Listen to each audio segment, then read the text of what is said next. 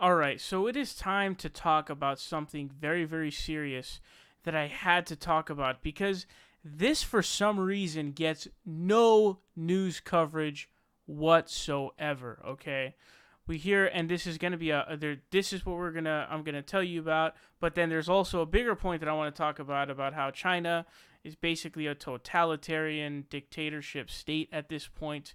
It is insane. And so we always hear about stuff about the DPRK, but for some reason we never hear about it about China. I suspect it's because China is such a big trade partner of virtually everyone that basically you have to keep quiet. It's pretty scary, to be honest. But here's what's going on, man. China's carrying. They have reportedly. They have 3 million Muslim minor. They're part of the Muslim minority population in Xinjiang, I think is pronounced, in that province, and they're the Uyghur Muslims. And I guess there was some territorial dispute, and they at one point had their own state, but then they lost that territory to China. And I think that province, the Xinjiang, I don't know how to pronounce it, province is very strategic because it has a lot of resources. So let me read this to you. This is insane. Nobody fucking talks about this. It says China is carrying out the largest mass human internment of the 21st century. The Chinese government has reportedly imprisoned 3 million of its Muslim ethnic minority population in Xinjiang province on the country's western border. Reports say about 10% of the region's Uyghur Muslim population has vanished behind the walls of concentration camps. Detainees have been subjected to totalitarian indoctrination and tortured for what the Chinese government characterizes as crimes against the Communist Party, including charges of terrorism, but which in reality can be as innocuous as growing a beard, translating into English, owning a compass, or quitting smoking. Many detainees have reportedly, quote, disappeared, and many have died. The United Nations and governments around the world, including the United States, have acknowledged the extensive human rights abuses, but the Trump administration hasn't yet announced plans for substantive action. The Chinese government calls the program a system of re-education camps. Chinese officials have described them as free vocational training and boarding schools to combat Muslim extremism, but intrepid reporting over the last year from global media outlets, aided by the cooperation of former detainees, has exposed the camps for what they are. Lined with watchtowers and razor wire, the interior is carved up into Spartan classrooms and constrictive cells. They appear from outside and inside the like to be nothing other than vast prisons. The government subjects the interned Muslims to a variety of mental and physical torture, including solitary confinement, a barrage of brainwashing, and beatings and mysterious forced injections. According to interviews with former detainees, the regime has led many people to commit suicide. The program isn't new to us, or at least shouldn't be. Major global press outlets, including American media such as the New York Times and the Washington Post, have published extensive reporting on the camps over the last year or so, including hidden camera footage from inside the walls. But somehow the story eludes the collective American consciousness. Perhaps stick with me here, it's because the targets are Muslims. So, this is pretty crazy. This is a story that I'm like 99% sure you have not heard about this story. I hadn't heard about this until not long ago, and I was like, holy fuck, I can't believe this is actually happening. I learned about this, I was like, why is no one talking about this? Why do we not talk about this? Dude, 3 million of the Muslim minority population in China has been put in concentration camps. And they're being beaten, they're being, brainwashed, they're being physically tortured, they're being mentally tortured. It's insane, dude, and nobody talks about this. No one talks about this ever.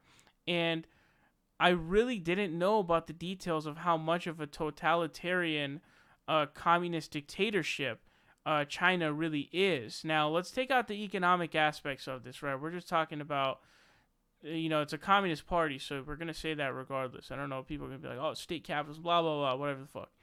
This has to do with the totalitarianism of the government. And so, notice how they call them re-education camps.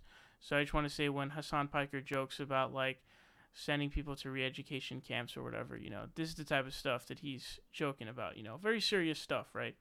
That has, this is why, communism doesn't usually end out very well. Anyways, here's something else you might not know, although this you probably do know. This is interesting. So this was, I forget when this was. This is March 11th, 2018. says China has approved the removal of the 2-term limit on the presidency, effectively allowing Xi Jinping to remain in power for life. I may be saying his name wrong, although I'm not sure. It says the constitutional changes were passed by the annual sitting of Parliament, the National People's Congress. The vote was widely regarded as a rubber stamping exercise. 2 delegates voted against the change and 3 abstained out of 2964 votes. China had imposed a 2-term limit on its president since the 1990s. But Mr. Xi, who would have been due to step down in 2023, defied their tradition of presenting a potential successor during October's Communist Party Congress. Instead, he consolidated his political powers as the party voted to enshrine his name and political ideology in the party's constitution, elevating his status to the level of its founder, Chairman Mao. Holy shit. On paper, the Congress is the most powerful legislative body in China, similar parliaments at other nations, but is widely believed it would approve what it was told to. So he's someone who I guess had came in and purged like a bunch of people who he deemed to be corrupt, although who knows whether or not that was honest as to, who he deemed to be corrupt and who he purged. But this guy has basically consolidated power to being like Mao, essentially. He's basically at that same position. He's now interned 3 million ethnic Muslims. Massive human rights abuses going on that this century has not seen. It's the largest internment concentration camps of this century, of the 21st century that we're looking at here. And he has consolidated, he has consolidated an insane amount of power. He removed his own term limits, okay? He now no longer has any term limits. So you're starting to get into Mao territory here, is basically what you're starting to get into. And the government is non-stop doing propaganda, crazy amounts of propaganda all day long, doing fake comments on posts in China, Chinese posts. They're doing fake comments on there. They are, there was a photo, a meme of the president walking with Barack Obama, and then someone made a meme of him as being Winnie the Pooh, looking like Winnie the Pooh. China banned that. They banned it. Just yesterday, they banned Wikipedia in all languages in China. You cannot access Wikipedia anymore in fucking China. Here's something interesting as well. Here, this is a video posted by Mr. Pacman over on the David Pacman show. Here, let me show you this in better view. And it says, caller from China used VPN to watch David Pacman's show. And here, look. I liked one of my comments on your show. I'm calling from China. You're calling from where? China? Big fan. Yes, sir. Okay, are you able to watch the show in China? Is that easy to do? Yes, sir. Don't tell anybody this, but I have a VPN, and I watch you on a regular basis. Now, what do you do in China?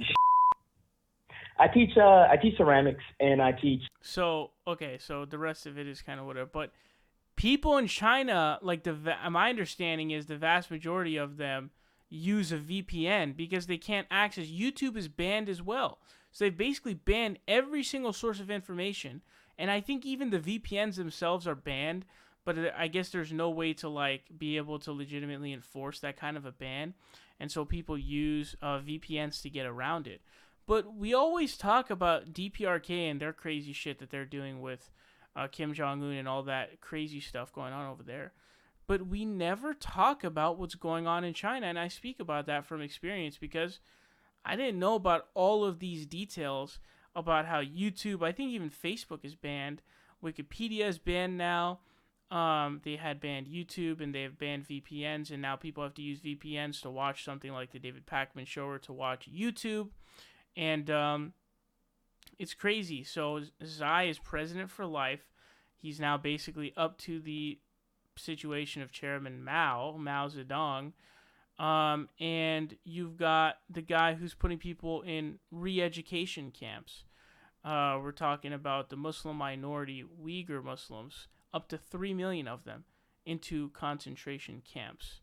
The largest internment in the 21st century we're looking at here. By the way, with that, they actually tried to hide it, but eventually they ended up, with journalists as well as former detainees, they were able to corroborate and figure out where it was and figure out the truth behind it and video evidence and things like that. And it is just, oh my goodness, it's so scary. So The U.S. needs to take a stand. They need to do something. All countries need to do something. Every single country needs to actually do something because there's a lot of injustices going on in China. It's a totalitarian communist state, which is basically what always happens anytime communism is to spur out, with your exceptions like, Catalonia, Spain, for example. But those are pretty rare exceptions to have. But this is pretty scary, dude.